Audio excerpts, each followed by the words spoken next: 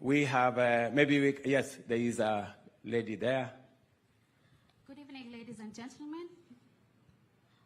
My name is Kadra Hussein from More Radio. Mr. President, allow me to just ask a follow-up question on what my colleague has asked.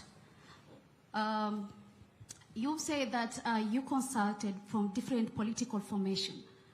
From what we have as a people, the people who are on the streets did not have T-shirts printed with political parties, identification. Neither did they carry banners that had colors of representation of a political party. So in your broad-based government, as you have said, you've consulted and you've also had people from ODM working with you. Where is the interest of the people being featured in your broad-based government, as they are the ones who prompted us to have this change that we are having right now? Now, to my question, I want us to just take time back, from the inception of the Kenya Kwanza government. When you took the oath of office, you promised to protect the Constitution of Kenya and ensure that the justice system functions well. You protect the rule of law. When you were making your statement on Wednesday, if I'm not wrong, you told us about amendments of some few clauses of the Constitution, including Public Finance Management Act. You also talked about witness, something to do with that. That is an act of, in the Constitution of Kenya. But the populace has this question. Why would we talk about amendments? Why? Those very clauses that we have in the Constitution are not being respected. Like, I'll give you an example. Extrajudicial killings that we have seen, not unless, we can be given files of crime for the people who died. And then also, on that, we had arbitrary arrests. We also have forced disappearances, not unless also the government can explain to the people where these people are, or maybe if you have the information on that.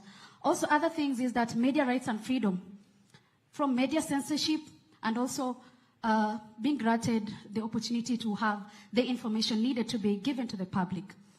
Also, another issue which I'll just say is on the commission and independent offices, like KNCHR, that is the Kenya National Commission for Human Rights, which you can be publicly held to account when you said about the numbers of people who died. And also we have IPOA, where they've been talking about frustrations in getting information that is necessary to prosecute some of the officers who had gone rogue during the protest. That is just an example I'm giving you about the Constitution. And also something else on leadership and integrity, whereby even one nominated person among those whom you've nominated in your cabinet is actually facing graft case in the EACC currently as we speak. And you talked about Singapore on development. Just a reminder, Mr. President, that in Singapore, they have extreme, serious penalties when it comes to matters corruption. Same as Indonesia. That just shows you how grave economic crimes are, especially matters corruption. So I want to ask you, Mr. President, you've told the Kenyans to give you timeline, actually to give you time to work on these issues, to set things right. If we are to hold you responsible today, Mr. President, what is the way forward from now on, seeing that there is the respect of the rule of law, the very Constitution that you sought to protect, and also in the event that these timelines expire, the ones you've given us, 6 months, 9 months, 3 months, 30 days, if they expire and we see no change, would you wait for the youth to start pushing for you to, out of government? And also, would you heed to the pressure that right now we are actually seeing 14 Kenyans have moved to the courts actually asking for the ouster of you, Mr. President? What do you have to say about that? Thank you very much. The 14 Kenyans who have gone to court are exercising their democratic right. That is how free this country is.